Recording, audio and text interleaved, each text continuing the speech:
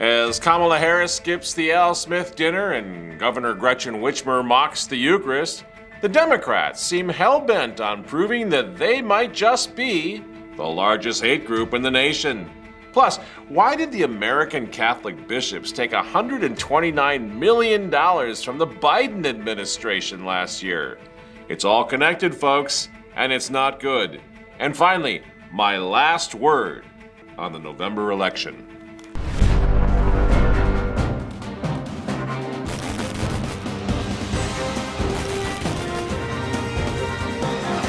Good evening again, ladies and gentlemen. I am Michael Matt. This is the Remnant Underground. So, the open season on Catholics continues. First, we had the Olympic Games in Paris some months ago, where the entire world had front row seats to global mockery of the Last Supper. What's with these people? I mean, really. They can't help it. They can't help it. Even when you're a little kid, like your mother tells you, you don't make fun of other people's religion. I mean, that's like the lowest form of humor. It's so stupid. But it's going on literally everywhere. The other night, Democrat psycho governor Gretchen Whitmer decided that she's a 14-year-old Christophobic nutjob as well. For taking part in a viral Instagram video where she places a chip in the mouth of liberal podcaster Liz Plank, who accepts it while on her knees. Many Catholics are saying it's a clear shot at the sacrament of Holy Communion. Thank you, ladies, and do call us when the shuttle lands, won't you? And then there was the Al Smith dinner just last night in New York City, where Kamala Harris became the first Democrat presidential candidate since Walter Mondale to take a pass on the event. Not a big fan of the event, by the way. It's all Dolan and all of that crazy, but, still unbelievable that she decides she's just not going to do it. And we all know how it ended for old Walter Mondale back in 1984. Maybe Walter can throw up on the screen an image of the electoral map in that particularly proud moment to be a Minnesotan. Every single state went Reagan, except for that little blue one up there. That's where Governor Walz is from, by the way. A guy who's running around right now dressed as Elmer Fudd, and nobody knows why. Have you noticed this? He literally looks like Elmer Fudd. I guess he thinks that's cool. I'm not sure. It is absolutely such a great time to be from the great state of Minnesota, the state where nothing is allowed except for hacking up children's genitalia and killing as many babies as you possibly can. They are into that big time. So Kamala didn't make the Al Smith dinner, but she did send a little video message over in which she got right down to, you guessed it, a little more mockery of Catholics. Right now, I'm trying to record my speech for tonight's dinner. Oh, yeah, I know. I just want to say that I'm Catholic, and tonight is one of the biggest dinners next to the Last Supper. It is a very important dinner, and it's an... The most shocking thing, and you all know I've really got some strong reservations about what's happening with Team Trump and the GOP and all that. We're going to get into that in a minute. But what's so shocking is that this country has become so pathetic that Donald Trump isn't up by 20 points over this idiot. I can't even believe how close it is. I saw Rasmussen has now got them tied nationally. The only poll that's got them up right now, Trump up, is Fox by 2. I know the polls don't matter, but still you would think, yikes, look at her, And now they're out there mocking Catholicism. She doesn't. The Brett Baer interview the other night was simply stunningly bad for her. I don't know. But I guess, if you are running against someone whose only qualification is the bloody sacrament of abortion in this ritual, this pagan ritual religion of theirs, maybe it wasn't the best time to drop your emphasis on being pro-life. Maybe that's what we're seeing here, because I can't understand why Trump isn't blowing them away unless it's because of the fact now that reports have it, millions of Christians are going to sit this one out. Now, you can blame them if you want. We're going to get into this in a minute. But you got to wonder about the strategy here, the closer that we get about dropping the emphasis on being pro-life when you're up against pro-abortion demons like this. But in any case, she feels free to skip the Al Smith dinner, whatever. I guess that makes sense when you've got pretty much most of the Catholics probably in the bag once again. And more to the point, the leading American Catholic prelate providing the incantation at the Democrat National Convention this year a few months ago, remember? Let us pray. We praise you, O God of all creation. Quicken in us a resolve to protect your handiwork You are the source of every blessing that graces our lives and our nation. Really exciting speaker, Eminence. No, really, that was good. That was fantastic. And as His Eminence is doing this, there's a truck out in the parking lot, as you all remember, handing out abortion pills and vasectomies, apparently, as well. In the parking lot, while the Cardinal Archbishop of Chicago, a guy who just felt it was absolutely necessary for him to ban the Latin Mass, because that's a big problem in the church today, he's inside doing the incantation for the Democrats. And you wonder when the asteroid's going to hit. Maybe this country is just really, really deserving of a chastisement. I don't know, you know? Yeah, so I don't suppose old Kamala is particularly worried about the Catholic vote, is she? Especially now, you can't make it up. The American bishops took in $129 million from the Biden administration just last year. Just in 2023, $129 million to help with that border issue, welcoming the other, right? We appreciate the efforts by the Biden administration, writes Bishop Mark Seitz, to reassert and grow our nation's proud tradition of welcoming refugees. Thanks, Mark, and do call us when the shuttle lands as well, won't you? I always say, as a grandson of immigrants, this is so incredibly insulting, these buffoon bishops of ours, pretending like they don't know the difference between legal immigration and illegal kind, and, you know, country with a border, country without a border, right? My grandparents came over, they did everything, they learned English, right? They became citizens, proud citizens of this country. We're not anti-immigrant. But yeah, an open border just being flooded by God knows whom, yeah, that's a bit of a concern, Bishop Mark.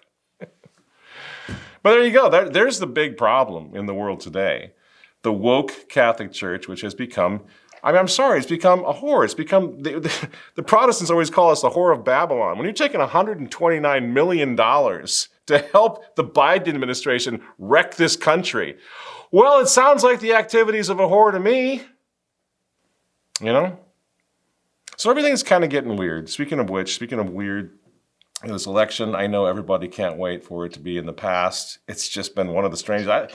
I don't know why this one's different, but this one is different. It's got a lot of people really strung out. This is going to be, in fact, our last Remnant Underground for a while. We're just going to kind of hit the road. We're going to sit back and let people say their prayers and think about this and talk about this with their priest and go in and vote according to their conscience and be done with it. Okay, so as luck would have it, we are going to be, or Providence would have it, we are going to be covering the end of the synod. We're going to be hitting the road, so we'll be over in the Vatican next week, covering the synod on homosynodality.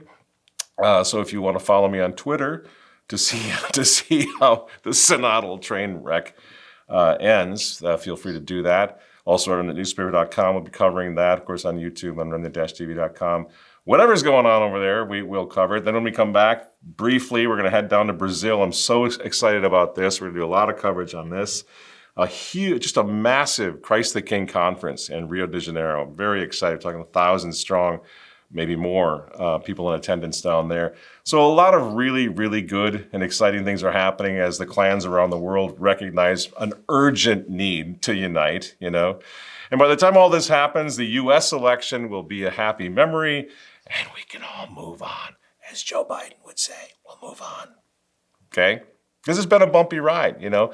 But I really, truly want to thank everybody for what I think to be a very important, a very Catholic pre-election debate and discussion that we've been having here. And I know it's been back and forth. It's been a wild ride. I know, you know, and it's a tough question. Been a lot of feelings running high, a lot of tempers running high. A lot of people are grateful that they're getting some sort of direction based on Catholic principles, since the bishops of this country are out taking $129 million from the Biden administration and trying to decide what's the worst evil, borders or baby killing, right? That's what they're doing. So I think what we've been doing here on this show has been greatly appreciated, but I want you to know we really appreciate the discussion. I know that the comments have been coming in, and it's been really, I think, very healthy. In fact, my staff just told me last night that in spite of all the controversy, which has been going on, obviously, over the course of the past 28 days, this is so ironic. Remnant TV has racked up 453% increase in subscribers to our YouTube channel. Is this right, Walter? Yeah, a little bit more than that. I don't even understand this. This is crazy. That's a 453% increase to our subscribers to YouTube, and the likes to dislikes ratio is a whopping 99.7%. You sure you got that right? Yeah. It's fascinating because this is the way Providence works. We had pretty much given up on YouTube, still more or less, well, I don't know what to do after this. So we moved off YouTube. Our remnant-tv.com site is thriving, but then all of a sudden there's a lot of you that are coming new to YouTube. Welcome. So glad you're here. So we'll just play it out and see what happens, you know. But in any case, this audience is the best, and I want to thank you so much for your willingness to have this kind of discussion out. It's been really profitable for us as well, very worthwhile for us as well, I should say, to rehash this, to go over Catholic teaching, to try to get this right? Because again, I know it's not easy. It's not easy for any of us, what's happening right now. And I think, you know, I'm one of the very, very few traditional Catholic commentators, this show, that has actually expressed a willingness to have some serious reservations about what Team Trump is doing, about the GOP flip-flop on life and family issues. Because everybody's so terrified of Cami and the commies and the alternative that is saying, I'm going to almost put up with anything. Well, that's not how it works here on this show. Always and forever, we're going to base whatever information, whatever commentary we give to you, we're going to base it on traditional Catholic teaching, not just mere opinion, but the teaching of the church. Could I get it wrong in how I interpret this? Maybe. That's what we're trying to figure out. Should we just take the word of a priest or two out there who's saying one thing or the other? Of course not. Of course not. When it comes to politics, when it comes to a lot of things with the church in this country, we long ago learned you can't just rely on the priest to tell you what the score is. We have to come together and figure this out on our own based on the research of Catholic teaching, you know. So for the most part, it's been a good run, and I'm really happy with the way it went. Those of you who might be a little bit upset with me, I want to use this last show before we kind of take a break for a while. I want to let you know, no hard feelings. I understand what it's like to have a house full of kids and go, man, Kamala Harris is over here, Donald Trump is over here. No thank you, Cammie. I totally get that, so this is not about judging people or virtue signaling or being sanctimonious, you know what I mean? And I think most of you understand what's actually at stake here, okay? And I think for those of you who might not quite know, maybe those of you who are newer to the show, I want to maybe just go out, because this is it. We're done talking about this election. As I say, we're going to pray about it and just go vote our conscience, and we're done talking after this program. But if you are still not sure, I want to ask you one question that I think might help unite whatever divisions may have set in. And the question is simple.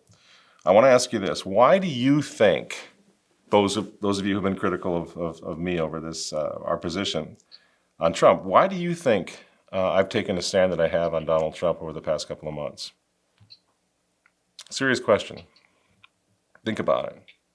Why would I do that? Am I a never Trumper? Well, that's not true. We have an entire video library for you to check out to disqualify that suggestion. When I was staunchly supporting Donald Trump, you will remember the Underground was picking up millions of views.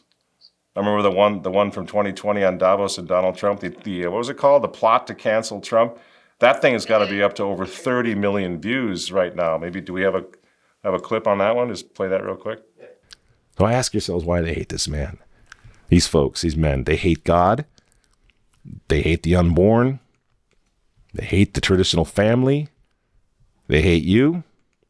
And they hate Donald Trump, whose political opponents, by the way, right now are knocking statues of saints to the ground. They're beating up cops, and they're burning flags. So that's the level, those of you who are new to the show, in which we were passionately defending and promoting Donald Trump. Because why? Because he said he would stand with the unborn. Because he said he was pro-life. Because he said he was pro-God. Because he said he was pro-family, right? All those things were so wonderful. We said, let's give it a try, right? And because we were promoting him at the time, I got my little 15 minutes of fame. I got to feel what it's like to be a little celebrity out there in the world. And waiters were literally picking up my bill. I go to dinner with 4 or 5 people, and the waiter would just pick it up and say it's been taken care of. I had never gone through that before. People in malls, people in airports wanting selfies. It was weird. I found out one thing. I wouldn't like to be a celebrity for any length of time. It was very uncomfortable. But this was because we were being recognized. Our videos were so successful. I'm going to make a point here on this. So successful because I was fully behind Donald Trump, somebody who I never thought was actually at his heart and soul necessarily a tried and true pro-lifer, but he said he was going to stand with them, with the babies, with us, So again, why would it be that now, fast forward to 2024, why would it be that we would be taking issue with Donald Trump? What would be the personal thing that's involved here? What do I have to gain from this? Unless it's a matter of conscience, why would I be doing this? Serious question. And if it's a matter of conscience, why would anybody be upset with me? You don't think I would love to go back to those days where we were hitting them out of the park every week, million-strong views? That's a pretty heady feeling. But I can't. Why not? So what this is then, the discussion that we've been having for the past couple of months, is over conscience. Not just for me, but for lots of you, tens of thousands of you who have expressed the same dilemma that you're having right now. You don't want Kamala Harris. You don't want communism. If you decide that in your heart of hearts you absolutely cannot vote, you understand the ramifications of that. You're not voting for Kamala Harris, right? And what a lot of the critics don't understand is how difficult that is for somebody who had already supported Trump. It's kind of heartbreaking. This is a heartbreaking time for us. We were never Trumpers. We fought tooth and nail against the never Trumpers, right? And yet the arguments that are being used by some of the critics sound like they're just vintage 2016 anti-never Trumpers. Well, the thing is, we were never anti-Trumpers, never Trumpers. Something has happened. And what has happened is that we are struggling to reconcile our understanding of what the Catholic Church teaches with voting for candidates who have suddenly flip-flopped, who have compromised on the issues that matter most to us. No, we're not voting for a saint. No, we're not voting for a pope. No, we're not voting for Jesus Christ. It has nothing to do with the candidate. It has to do with us and whether or not we want to put the blood on our hands. That's what it is. No, we're not expecting perfection from Donald Trump. We proved that in 2016 when we voted for him, the twice-divorced Manhattan businessman, right? He wasn't exactly a daily communicant when we said, vote for him. So this whole idea that we're voting for perfection and you need to find a difference between perfects and saints and politicians, no, that's misplaced when it comes to us. These are the things, these issues, pro-life, pro-family, these are the issues that caused us to put everything on hold and say, okay, let's give this guy a try. That's the only thing. It wasn't like he was some daily communicant who said, well, his personal life, he's so pious, he's such a good holy Catholic. That's why we're voting. No. The only reason we voted for him was over this issue over which we now have a massive compromise. Abortion, pro-life, pro-family, pro-traditional marriage. You see? You see what the nature of the dilemma? I haven't changed anything about me, about what I think. Not a thing. Even now, I would love to be on, what is the Musk thing? The dark mega and all that kind of, whatever they're doing, the theatrics. It's kind of fun. I'd love to be on the Team Elon thing, Team Tucker, what's the Kennedy guy, going after these demonic lunatics, sending them back to hell where they all belong. That'd be great. But I can't. And I wish I could. Again, I don't want President Cammy the commie. It's insulting to say, what do you want? Hey, you want Cammy? No, I don't. You want open borders? No, I don't. But as a Catholic, you can't purchase a pass for yourself by compromising what you believe. Not to this extent. So it's a terrible argument to say, what do you want, communism? No, but even if communism was going to be saddled on me, was going to be impressed on me, pushed on me, foisted on my kids, I still can't violate my conscience to spare myself communism. You see how it works?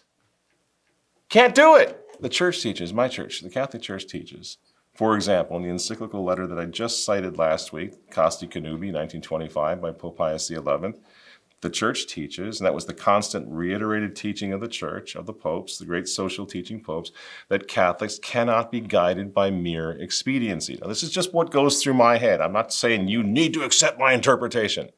But what that encyclical letter said, but borrowing and repeating the teaching of his predecessors, Pius XI says, no, you can't be guided by mere expediency. You must obey the moral law. Voting for a candidate who supports any form of abortion, even if perceived as a lesser evil, amounts to indirect cooperation with evil. This is how I take Casti Connubii and plenty of other teachings of the Catholic Church, including what St. Thomas Aquinas says. So you see what I'm saying? I know you do. I know most of you do. I'm really struggling over here with this. I'm not your enemy, those of you who are critical of this show, for asking these questions. I want to vote for the guy. But then I see a video like this and I just go, God help us, what should I do? The federal government still plays a role in whether or not women have access to abortion pills. They're used in about 2/3 of all abortions. As president, would you block abortion medication? First of all, the Supreme Court just approved the abortion pill, and I agree with their decision to have done that, and I will not block it. J.D. Vance calls it a medication and says he too supports it. The Supreme Court made a decision saying that the American people should have access to that medication. Donald Trump has supported that opinion. I support that opinion. Just to be clear, you support mifepristone being accessible? Yes, Kristen, I do. For the first time in 40 years, there will be no call, there is no call right now, no call for an abortion ban in any of the major political parties in the United States of America. For the first time in 40 years. And when he was asked about this, the son of Donald Trump said, yes, that's where my father has always been.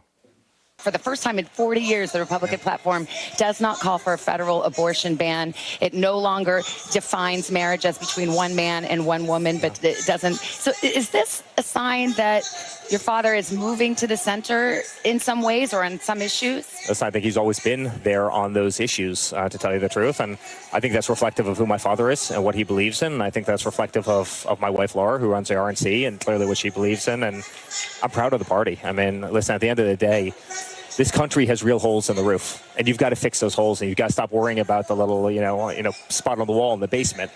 So Melania Trump comes out, she says she's pro-abortion, and then at the same time, she says her husband is a big backer of gay marriage. You'll remember. Donald is the first president to enter the White House supporting gay marriage. Donald is also the first president to appoint an openly gay official to his cabinet. If you're a traditional Catholic, chances are pretty good that I'm the one who convinced you to support Donald Trump in the first place. Because I'm the first traditional Catholic I was aware of who said, I think we can give this guy a try. Most people are like, no way, it's Rubio, man. It's not going to be Trump. It was Jeb Bush, anybody but this lunatic goofball from Manhattan, Donald Trump, right? A Batman character that they called him at the time. So I was among the first traditionalists to say, this is different. Let's give it a try.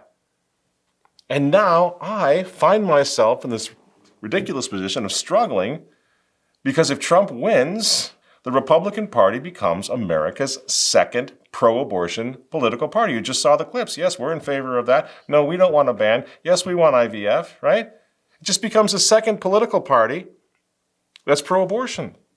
You say, well, yeah, but they're not going to kill as many. And I say, well, I don't understand why that matters. I don't ask a serial killer how many he killed versus some other serial. You killed 20? Okay. You killed 10? You're my guy. I don't see that it makes any difference. And our system of jurisprudence doesn't see any difference in that either. One serial killer is 20, one kills 10. They're both going to prison for life, right? So the actual number, to me, doesn't really determine the morality. You see? And for the first time now, it's just fine, absolutely fine, as you see up on your screen right now, for Catholics to vote for pro-abortion politicians. Well, that's a first. That's happening now. And even more concerning, every Republican strategist from now on will know that they can run any pro-abortion candidate they want, and they're still going to get the pro-life vote. You see, it's like dominoes or like a house of cards. It's all going to start collapsing now, right? Without this idea that that one party was pro-life. We're taking all that out, you see? When I was at Christendom College, you know, there was a sense of the crusade. Just down Highway 66, about 50 miles, is Washington, D.C., when I was at Christendom College. And so the students would do the Shield of Roses on Saturday morning. They were big-time activists in the pro-life movement. And I knew, watching and talking to them, many of them got involved with Heritage, they got involved with Free Congress, right, in D.C., because there was this great, exciting opportunity of a pro-life party. I know it's got its problems, and you had the Mitt Romneys, and you had the rhinos that were not really pro-life, but still, that party in D.C.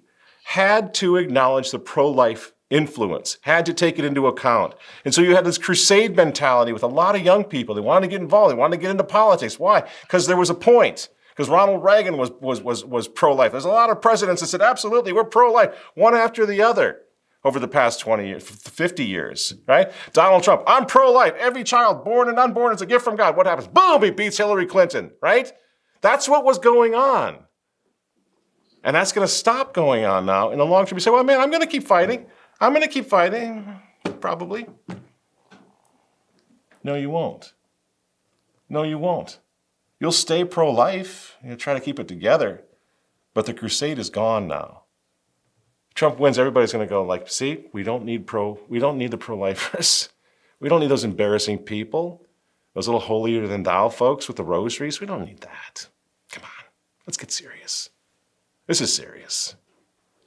That's what's going to happen, and that's what history shows happens every single time. You never go back in the direction of becoming more of a crusader, more of a religious warrior for Christ and the unborn. That's just the opposite. Once you cut it, you're done. You move on. So do you see what happens long term? I'm not even saying that Donald Trump is aware of this. I'm presuming he's not actually aware of this, because the life thing has never been his big issue. Everybody knows that, right? So he's like, hey, kind of done with it. But for us, we know that happens. We know what's going on.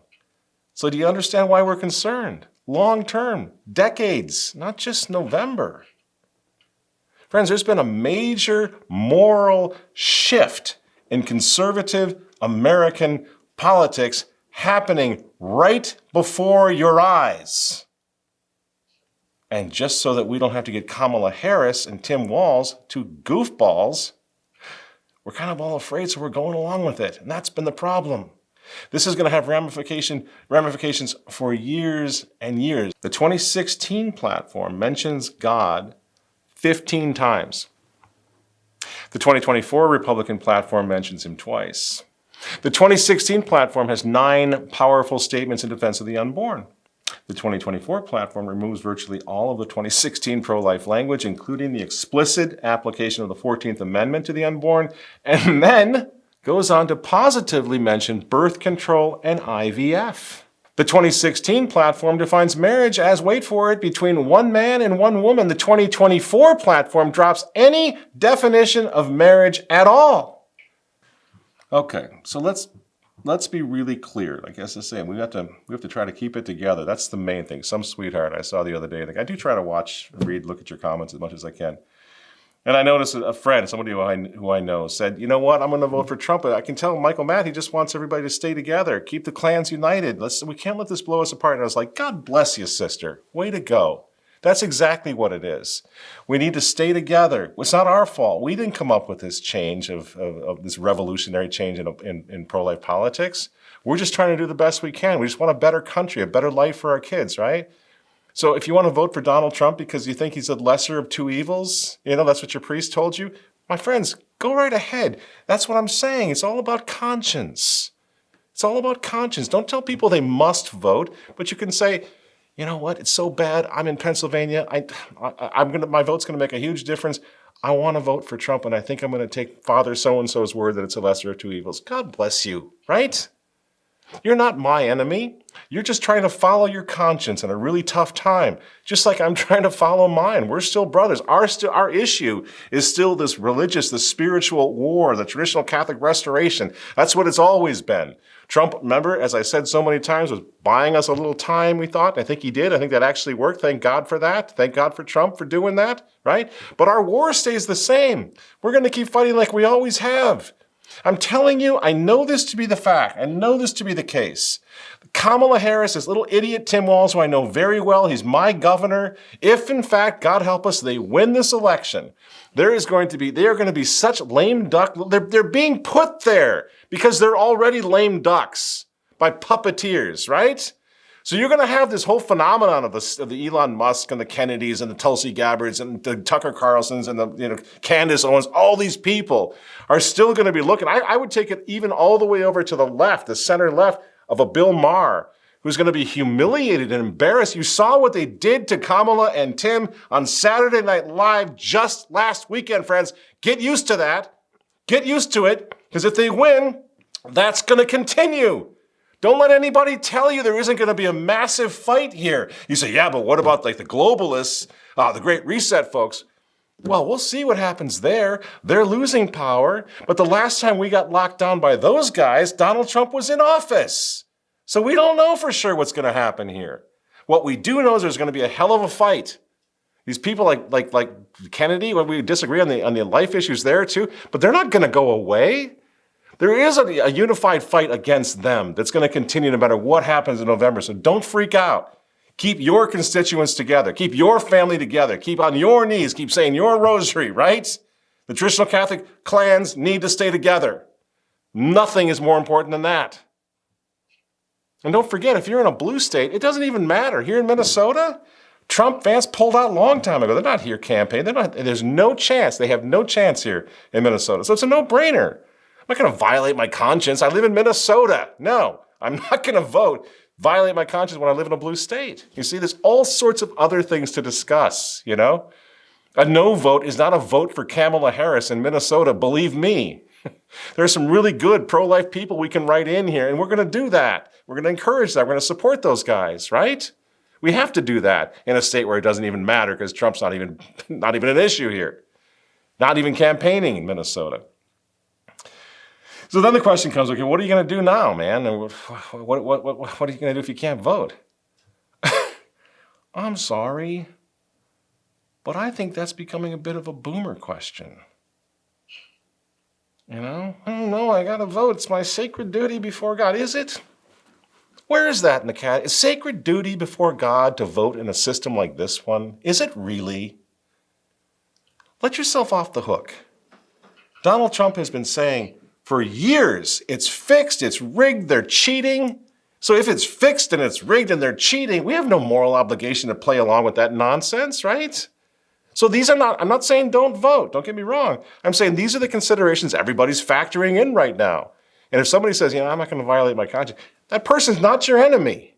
That person is trying to be a serious, conscientious American Catholic Christian voter. You see? And it's important that we don't lose sight of that. You know, not being able to vote, that's not the end of the world. History is full of heroes who could not vote, who had no political say in what happened to them. We tell the stories over and over and over again, the Vendéens in Western France, right? Do you think they had a vote? Were they going to put that little sticker, I voted? Are you teasing me? But they were heroes. The Cristeros down in Mexico in the 1920s, you think they had little stickers, I voted? It's laughable. The early Christian martyrs, you think they had some sort of say in what happened? No. They couldn't vote their way out of it, what was happening to them. So what did they do? In the end, they fought. Well, they believed, first of all. They kept the faith, which meant they fought, they died, and their witness to the truth undermined the revolution, and that ain't nothing. That's not insignificant. The reason we're still telling the stories of those people who didn't have the vote sticker on their chest from the history, is because they played a tremendous role in the history of the world, in the Christocentric history of the world. So don't let anybody ever tell you that for some reason you come to a point where you can't vote. Well, now you're just out of it and you don't have any part to play. Oh, yes, you do. You keep the faith. You keep those beads going. You keep praying every night. You raise your children to love and serve God. You're a warrior. You're a champion. You're fighting the most important battle there is. And the extent to which we can participate in the politics of a given time period like now, well, that's what we're trying to figure out as faithful Catholics. That's what we've been doing down here in the underground for a long time. And honestly, I think most of you understand that. Even if some of you may disagree with me on how we're going to vote, I think we get it. We're trying to do our best. And that's why we're just going to, as I say, take a little break from the underground, get on the road a little bit, go out and meet the clans, and we're going to say our prayers, and all of us are going to vote our conscience. And we're going to agree together as soldiers of Jesus Christ, as the children of light, that we all missed the clarity of 2016. That was fun, wasn't it? That was a hoot. You remember how you felt when Donald Trump comes out there and says, on the mall, we believe every child, born and unborn, is a gift from God, right? Remember when he comes out on Christmas? We celebrate the birth of our Lord and Savior, Jesus Christ. You think we don't miss that? Man, I wish he would go back to that. That was really a great moment. It was a reaffirming moment to be alive, wasn't it? And to be a Christian at that time, to see how it worked. The grace of God working through this pro-life movement, which is a pro-God movement, right? It was beautiful. And we'd all like to get behind that again. I sure would. I would love to get behind an uncompromising hero, or what seems to be an uncompromising hero once again, more than anything else in this world right now. That's what I want. We all want that. We all want the evil alternative to fall and fall hard, flat on its evil little satanic butt, right? Forever. Slide back into hell. That's what we all want. But long time and for years to come, long term, years to come, friends, this is the thing that goes through my mind, right? And this is the thing that I think I have an obligation to share with you, right? We must hang on to the fundamental principles. That's more important than sparing ourselves open borders and communists and all the evil things that might befall us. Because from hanging on to those principles, that pro-life, pro-God, pro-family, political counter-revolution, we, from that movement, will rise up the heroes that we saw in the past once again, and they will vanquish and they will drive these evil demons out of our country. If you lose that body, if you lose that counter-revolution, where do they come from? We need to keep that political pro-life movement, pro-God movement alive, friends, and viable, not just alive, but viable as a political force. If we are to prove to our children and to our God that we as a nation are even worth saving anymore. Because if in order to save our country, good men are forced to vote for the slaughter of little babies, little unborn babies, if that's the case, well, maybe this God-forsaken country just isn't worth saving anymore. And maybe what it needs is for its men to stand up and suffer and die for those little ones. Maybe that's what's needed more than anything else. Maybe that will save us from the divine chastisement this time.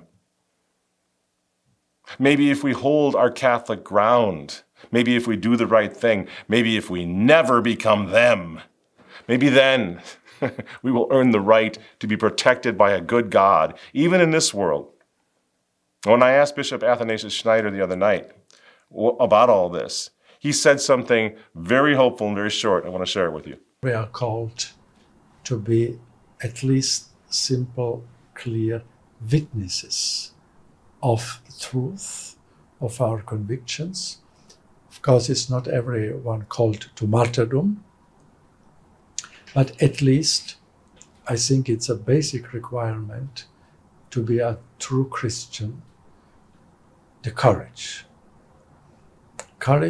to witness, the truth, even to the extent of some negative consequences in your life.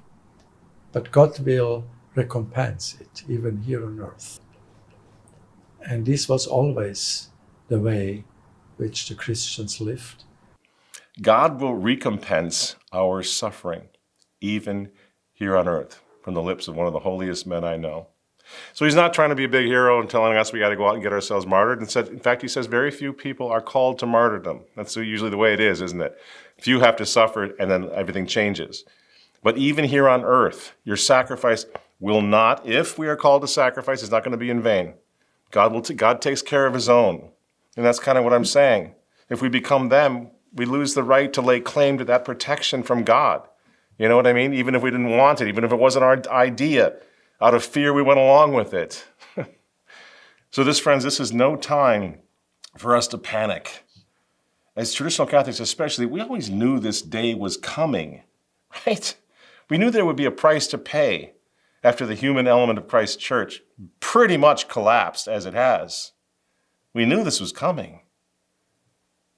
So it's just a question of how do we deal with it? How do we deal with a rather harsh reality as children of God, children of light, hopefully, right?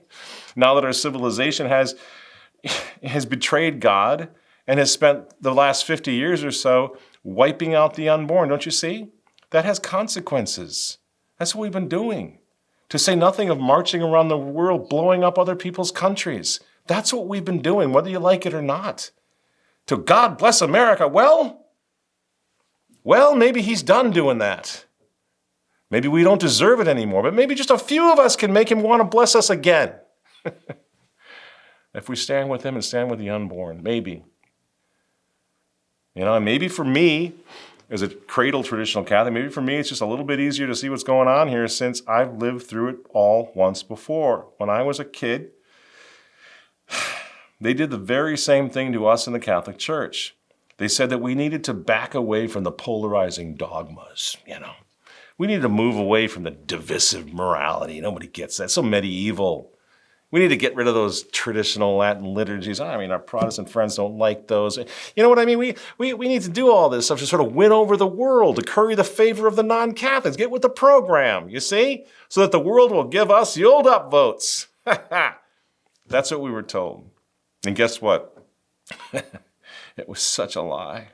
It was such a monumental lie. But most Catholics went along with it. Why? Because Father said, so they had to obey. They were afraid not to. They didn't know what else to do. And so, very soon thereafter, the revolution tore neighborhoods like my little neighborhood apart, tore it apart, tore so many families apart. The churches all closed. The entire systems of Catholic education collapsed. Seminaries emptied out, right? As the human element of Christ's church became essentially a plaything of the revolution. The Pope and his bishops then have essentially become the undertakers, and that's about it, undertakers of what's left of the Catholic Church in her human element. Here's one of the undertakers now. Well, I think in the preparation of it, Deborah, it's been very special in the listening that went on beforehand, that never was part of these earlier synods on such a scale. So I think particularly the bishops who came, but not only the bishops, had a fairly good idea of what was moving in the hearts of their people.